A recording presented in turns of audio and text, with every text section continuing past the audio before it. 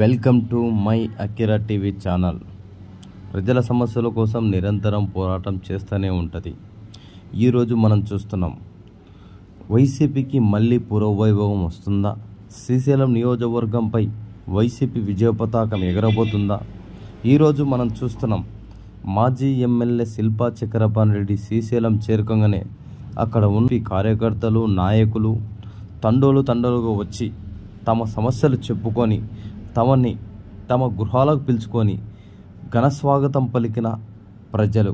అదేవిధంగా మాజీ ఎమ్మెల్యే శిల్పా చక్రపాణి రెడ్డి తదనంతరం కార్యకర్తల సమావేశంలో పాల్గొని, కార్యకర్తలకు నేనున్నా, మీకు అండగా నేను నిలబడతాను, మీకు ఎలాంటి సమస్య వచ్చినా నేను ఎదుర్కొంటాను అనే ఒక ధైర్యం చెప్పి మన పార్టీని బలోపేతం చేయాలి, మనం పార్టీని అభివృద్ధి చేసుకోవాలి, మళ్ళీ శ్రీశైలం నియోజకవర్గం పైన మన వైసీపీ జెండా విజయ పతాకం ఎగరవేయాలని కార్యకర్తలకు చెప్పడం జరిగింది.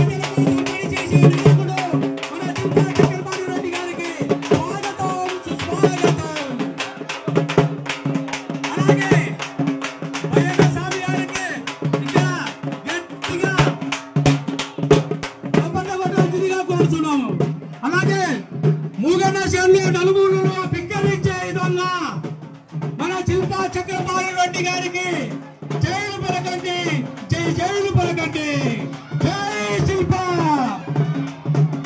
చక్రపాణి రెడ్డి నాయకత్వం, శిల్పా చక్రపాణి రెడ్డి నాయకత్వం, శిల్పా చక్రపాణి రెడ్డి నాయకత్వం, జై శిల్పా, జై శిల్పా, జై శిల్పా. ఇప్పుడు వాల్మీకి పోరాట బృందం శిల్పా చక్రపాణి శిల్పా చక్రపాణి నాయకత్వం,